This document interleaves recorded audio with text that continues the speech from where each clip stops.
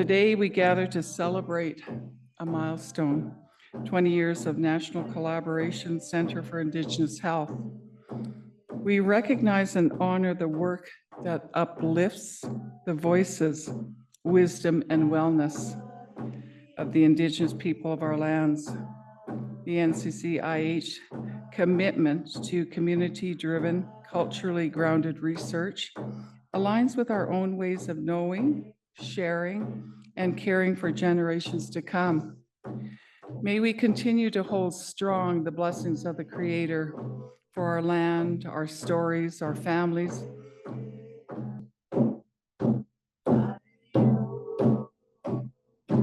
My tradition, when you bring the drum into the room, it's an invitation for our ancestors to come in and to celebrate with us and to protect who it is that we are and protect our knowledge and our way of life. So I thank the drummers as well.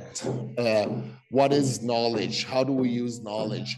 And how do we transfer knowledge is so important so that the subject that we are transferring is clearly articulated and understood in the eyes and ears of the beholder. Many times our knowledge has been stolen. It hasn't been translated properly.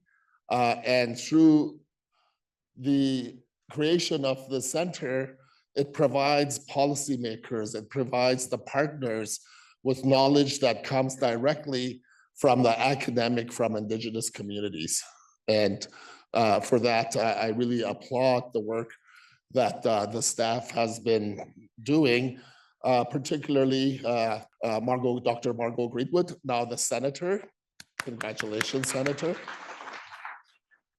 And of course, the gift of sharing, ensuring that everybody is properly provided for in terms of knowledge in the mind, body, spirit, and soul.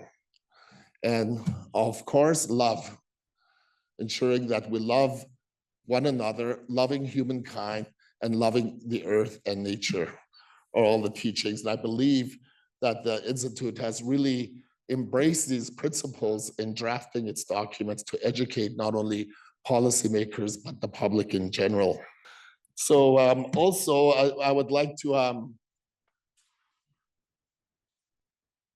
acknowledge Margot Greenwood. As I said, she put her sweat and tears in creating this 20 years ago. Margot, in our tradition, I'd like to blanket you. So the blanket symbolizes a cloak for protection. I wanted to support First Nations, Inuit, and Métis people across this country. I wanted to do that by lifting up their voices, because in universities, our voices were not heard often, and I wanted to use this center to lift them up, and we did that. We all did that. And the third thing is, I wanted First Nations, Inuit, and Métis people to be proud and to know that this center belonged to them. It wasn't to me or anybody else, it was theirs. And I hope we reflected that. I know we've reflected that. And there was, and it's all of us who did it. It wasn't just me, wasn't just a team. It was everybody who wrote for us, who supported us, who came to dialogue circles, who came to conferences. They did it. You did it. Everybody did it. So thank you again so much for this honor. Hi. It was also with great pleasure to welcome Dr. Terry Aldridge to NCCIH. She was on the committee, but decided that she would put her name in for the lead. So Dr. Aldridge, you're in good company. You have us old people that have been around for over 20 years that could provide knowledge and wisdom because now we're wise. But I'd like to blanket you as well on behalf of NCCIH to make sure that your mind, your spirit, your body, your heart is protected in doing this work, as well as the other work that God has bestowed you. I'm somebody who grew up with lived and living experience. I grew up in a position where I had very little privilege. And of course, now I'm in a position where I carry a lot of privilege and power. And I feel like it's very important for me to always recognize that and to look for ways to reduce power imbalances and to use the both unearned and earned power and privilege I have to make the healthcare system more equitable, to ensure that there's justice for those who need it.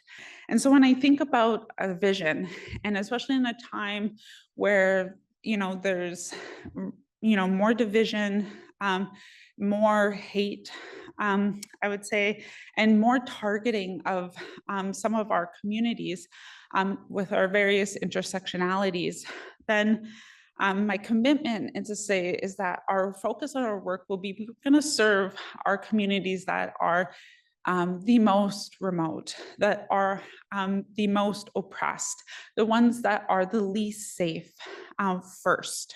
And we're going to ensure that they're wrapped in blankets and protection first, because when we serve them first, it actually benefits all of us. So now we have some online greetings from the NCCIH friends across Canada.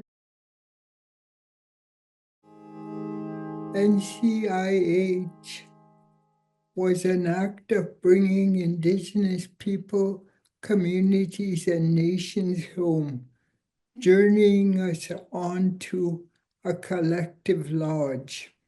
Mamawigami. Why the NCCH is important. It's focused on Kasketa-Masuan, proving the ability for breaking barriers down and for forging ahead.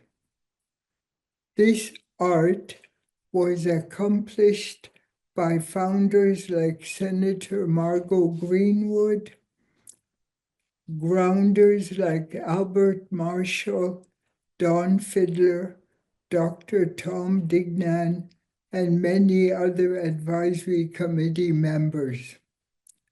The founders like Donna Atkinson and Sarah DeLieu and other staff worked tirelessly to produce useful health and well-being documents to communicate findings for dispensation far and wide. This 20-year celebration is a time for triumphant outcries of victory, esaguea, over poverties and pathologies of all kinds that plague Indigenous peoples, communities, and nations. We at the Canadian Indigenous Nurses Association celebrate, congratulate, and honor and respect the work that NCCIH has done for all of the First Nations, Inuit, and Métis people. We are truly glad that appreciate the opportunity to have worked with the Collaborating Center over the past few years and to have looked at what we are able to contribute in an authentic, meaningful, and engaging way. You've always been a bright light in my book, but it's even more important that good things, if we are encountering the roadblocks here and obstacles, it's really critical for the folks in Canada to offer some hope and to do good and do well, because we're going to be drawing on that as well, and it is a mutual exchange. Je veux quand même féliciter le centre de collaboration. J'ai eu l'occasion de rencontrer des gens extraordinaires. Malheureusement, il y en a qui nous ont quittés pour le monde des esprits, mais Ça a toujours été un lieu d'apprentissage, un lieu d'échange, où est-ce que c'est un peu de se nourrir l'esprit, je crois. Et je leur souhaite vraiment une belle continuité et beaucoup, beaucoup d'autres années à venir pour justement devenir cette source d'inspiration pour les générations à venir.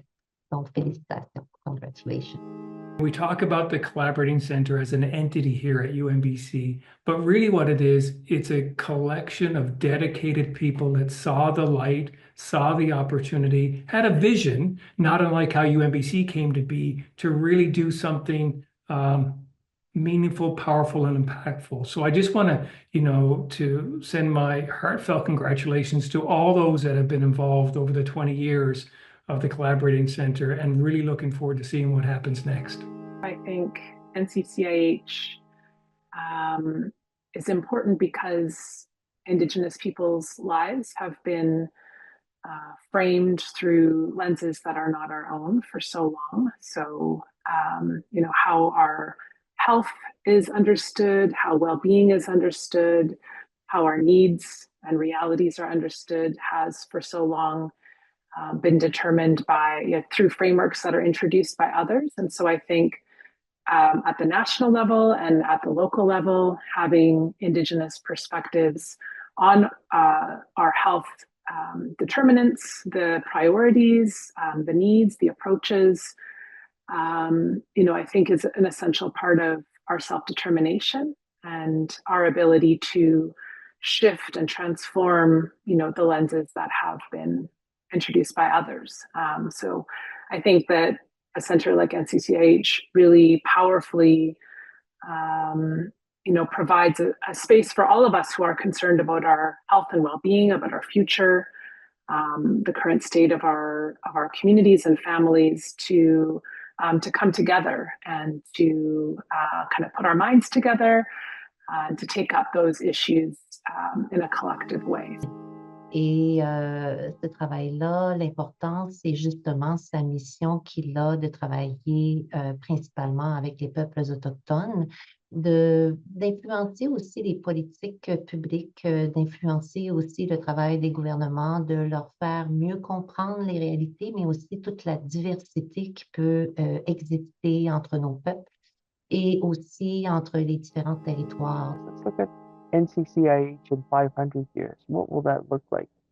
And what we're saying is we've laid the path, we've opened up the gates and laid the foundation for the generations that we won't be able to see, but we know that we have left them this enormous amount of content, work, publications, research that will benefit them in being able to address Indigenous health and address Indigenous value sets. NCCH works with such an incredible network of researchers, of medical professionals, service providers, community leaders, locally and nationally and internationally. So having more opportunity to grow those networks and also especially to come together and hear and listen to each other, I think is really key, because the more we, so often as Indigenous scholars, researchers, educators, we're often responding externally to kind of societal changes, government priorities, that kind of thing. And so really having opportunities to turn towards each other, to speak to each other, learn from each other. I think that's part of what I'm excited about, I guess, looking forward. We really need to be supporting each other's and pulling each other's along, and not view our own folks as competition, because the world we live in, I know here in the US, is a very competitive environment. And inherently, it's easy for universities, programs who are competing for stature, for resources, for faculty, as well as other institutions, that we kind of, that some of that, if we're not careful, can divide us versus unite us. And if we're clear on our purpose, then I think we can kind of see through some of that. And I just, we all need to just, we need to be kind to each other's. We need to be supportive of each other's. We need to be honest with each other's. And the more we can do that, I think the faster and the more success we'll have.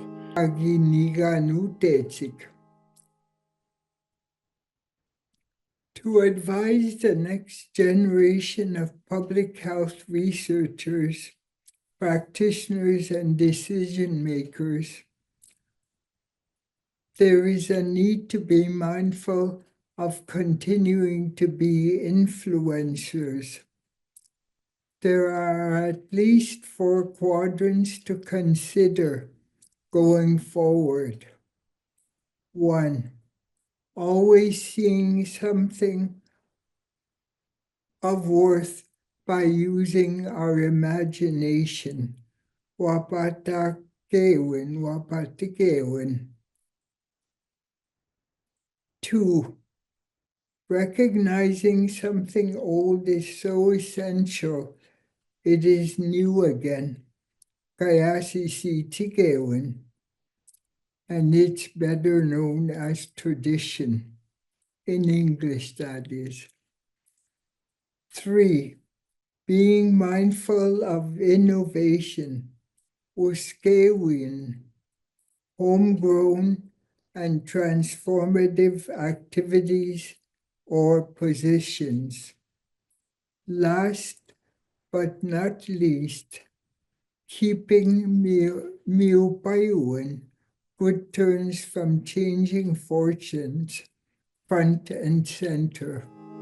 You know, sometimes we get caught up in the day-to-day of what we're doing, and I've been a firm believer always that, you know, we all have our own unique strengths, but collectively and collaboratively, we can do things that individually we'd not be able to do. And I think the Collaborating Center, which has been demonstrated over the past 20 years, has shown that ability to be that convener, that pushing of boundaries to really make sure that the research goes beyond the 4 walls of the academy and out in the community. So I challenge the next generation to continue to learn. Thank you for the participation in celebrating the 20th anniversary of the National Collaborating Center of Indigenous Health. As we go forward in a new light of understanding of how we can support our Aboriginal communities, our precious elders, our children, may the participants take what is needed, bringing the knowledge received back to their communities. And may you leave with inspiration, excitement, understanding, patience, and enthusiasm, ready to embark on a new journey, enhancing what NCCIH does best. May your journey home with peace and tranquility, and may tomorrow be a good day. Creator, hear our prayers. Creator, hear our prayers. All my relations. Thank you.